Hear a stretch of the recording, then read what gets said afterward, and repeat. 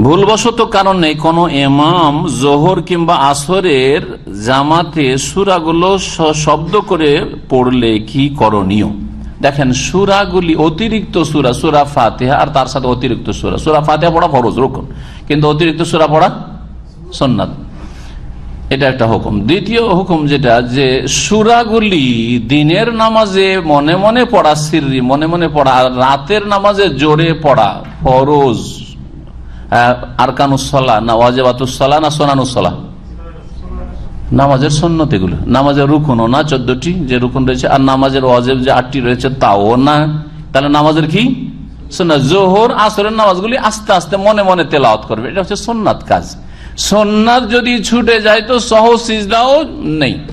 যদি কিছু ফুকাহা বলেছেন সহজ সিজদা করা ভালো, কিন্তু সহজ সিজদা ওয়াজিব নয়, সহজ সিজদা জরুরি নয় এই ক্ষেত্রে। সুতরাং এটাকে বড় ভুল হিসাবে ধরবেন না যে জোহরে একটু জোরে তেলাওয়াত করে দিয়েছে, বা মাগরিবের সময় প্রথম রাকাতে আস্তে আস্তে তেলাওয়াত করে দিয়েছে, ভুলে গেছে, এই হইচই শুরু করে দিও আজকালকার জনগণ, তাই না?